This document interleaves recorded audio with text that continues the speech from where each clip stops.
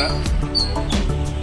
77ನೇ ಗಣರಾಜ್ಯೋತ್ಸವದ ದಿನದಂದು ದೇಶದಾದ್ಯಂತ ಎಲ್ಲ ನಾಗರಿಕರು ಕೂಡ ಗಣರಾಜ್ಯೋತ್ಸವದ ಶುಭಾಶಯಗಳನ್ನು ಹೇಳ್ತಾ, ಈ ಒಂದು ಗಣರಾಜ್ಯೋತ್ಸವದ ದಿನ ಇಡೀ ಭಾರತದ ಎಲ್ಲ ನಾಗರಿಕರು, ಎಲ್ಲ ಪ್ರಜೆಗಳು ಕೂಡ ಸಂತೋಷದಿಂದ ಈ ಹಬ್ಬವನ್ನು ಮಾಡುವ ಆದ್ಯ ಕರ್ತವ್ಯ ಎಲ್ಲರಿಗೂ ಆಗಿದೆ.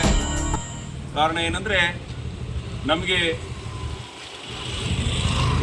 1947ನೇ ಇಸ್ವಿಯಲ್ಲಿ ಸ್ವತಂತ್ರ ಸಿಕ್ಕಿದ್ರೂ ಕೂಡ ಕೆಲವು ಸ್ಟೇಟ್ಗಳು ನಮಗೆ ಇನ್ನೂ ನಮ್ಮ ಹತೋಟಿಯಲ್ಲಿರಲಿಲ್ಲ. ಏನು 50ಕ್ಕೆ ಸಂಪೂರ್ಣವಾದಂಥ ಎಲ್ಲ ನಮ್ಮ ಸರ್ದಾರ್ ವಲ್ಲಭಾಯ್ ಪಟೇಲ್ರವರ ಒಂದು ಏನು ನಾಯಕತ್ವ, ಈ ಗಣರಾಜ್ಯೋತ್ಸವಕ್ಕೆ ಸಂಪೂರ್ಣ ನಮ್ಮ ದೇಶ ಸರ್ವಸ್ವತಂತ್ರವಾಗಿತ್ತು. ಆ ಒಂದು ನಿಟ್ಟಿನಲ್ಲಿ ಮತ್ತು ನಮ್ಮ ಸೈನ್ಯ ಎಲ್ಲವೂ ಕೂಡ ಈ ಗಣರಾಜ್ಯೋತ್ಸವ 26ನೇ ತಾರೀಕಿನ ವರ್ಷಕ್ಕೆ ನಮ್ಮ ದೇಶ ಏನು ಒಂದು ಸ್ವತಂತ್ರ ದೇಶವನ್ನಾಗಿ ಮಾಡುವಂಥ ಕರ್ತವ್ಯ ನಿರ್ವಹಿಸುವಂಥ ಹೊಣೆಯನ್ನು ಆವತ್ತು ತೆಗೆದುಕೊಂಡಿತ್ತು.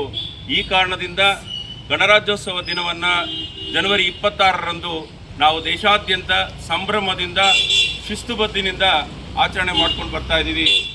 ಇದು ಎಲ್ಲರ ಗಮನಕ್ಕೆ ತಿಳಿದಿರಬೇಕು. ಮತ್ತು ಈ ದೇಶದ ಪ್ರತಿಯೊಬ್ಬ ನಾಗರಿಕರಿಗೂ ಕೂಡ ಇದು ಆದ್ಯ ಜವಾಬ್ದಾರಿ ಮತ್ತು ಕರ್ತವ್ಯ. ಇಂತಹ ಒಂದು ನಮ್ಮ ದೇಶದ ಹಬ್ಬವನ್ನು ಪ್ರತಿಯೊಬ್ಬರೂ ಕೂಡ ಶ್ರದ್ಧಾಭಕ್ತಿಯಿಂದ